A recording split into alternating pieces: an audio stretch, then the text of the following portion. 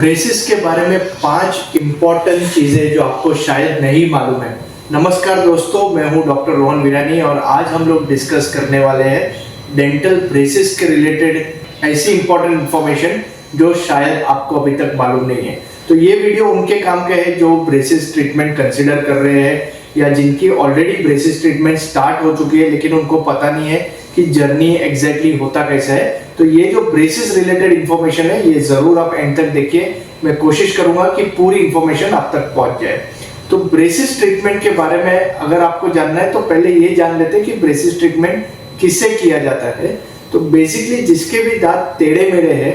19-20 है, दिखने में अच्छे नहीं और उसका एक बेहतरीन अलाइनमेंट अगर आप चाहते हैं तो उन लोगों को ब्रेसिस ट्रीटमेंट किया जाता है। अब ब्रेसिस के बारे में 3, 4, 5 ऐसी चीजें हैं जो मैं डिस्कस करने वाला हूं जो आपकी पूरी ब्रेसिस की जर्नी में आपको काम आएगी और बहुत ही इंपॉर्टेंट रहेगा आपके लिए। तो नंबर 1, जैसे ही ब्रेसिस यानी कि वायर्स आपके मुंह में इंस्टॉल हो जाएंगे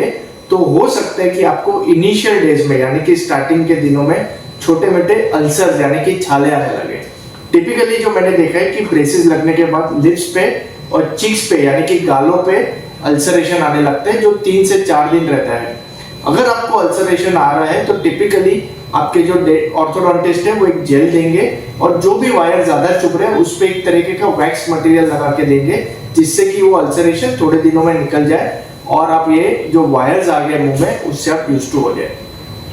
सेकंड जो इंपॉर्टेंट चीज है जो आपको जानना जरूरी है कि इनिशियल डेज में जब ये वायर्स लगते हैं तो आपको हल्का पेन महसूस हो सकता है। ये इसलिए कि अभी अभी आपके दांतों को प्रेशर दिया हुआ है, दांत की मूवमेंट स्टार्ट हो गई है, तो थोड़ा बहुत pain, it's not very painful लेकिन थोड़ा बहुत पेन डेफिनेटली आपको महसूस हो सकता है जो दिन वायर्स इंस्टॉल किए।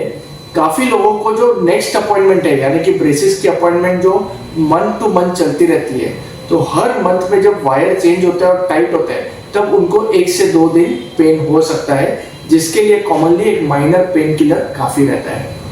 तीसरा जो इंपॉर्टेंट चीज है जो ब्रेसिस ट्रीटमेंट में आपको मालूम रहना चाहिए कि कोई भी कड़क चीज यानी कि चिक्की, अखरोट, बादाम, पिस्ता ऐसी कोई भी कड़क चीज आप नहीं खा सकते पूरी ट्रीटमेंट के दरमियान, क्योंकि अगर आप ये कड़क चीज खाते हैं और अगर वो वायर टूट जाता है तो जाहिर सा बात है कि आपका जो ट्रीटमेंट है वो सफर हो सकता है। तो कोई भी कड़क चीज नहीं खानी है आपको पूरी ट्रीटमेंट के दरमियान जो टिपिकली 8 months to 1.5 year चलता है आपके केस के ऊपर। तो ये 3 इंपॉर्टेंट बातें हो गई ब्रेसिस ट्रीटमेंट रिलेटेड जो शायद आपको नहीं पता थी। इसके अलावा 2 ऐसी चीजें हैं जो आपको बहुत इंपॉर्टेंट जानना है अगर आप ब्रेसिस करवा रहे हैं।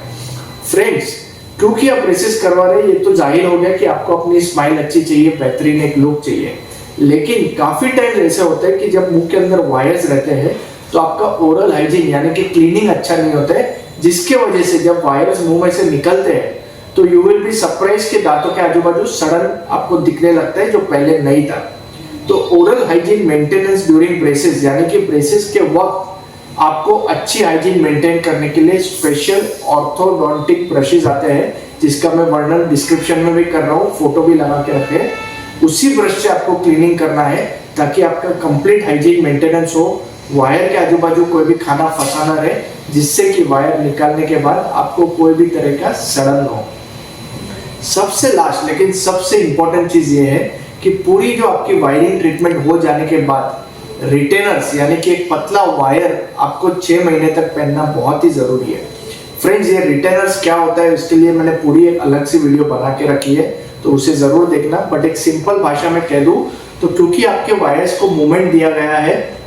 वो अपने जगह से हिल गए हैं और एक करेक्ट जगह में लाके रख दिए हैं, तो हम नहीं चाहते कि वो दांत जो आपके हैं वो वापस गलत जगह में चल जाए। तो इसीलिए आपको एक पतला सा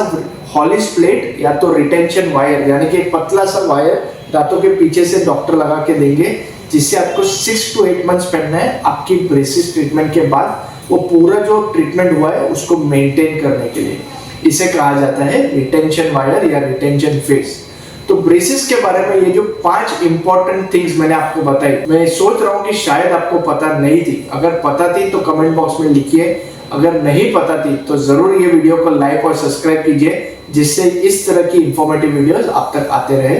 till next time, thank you very much.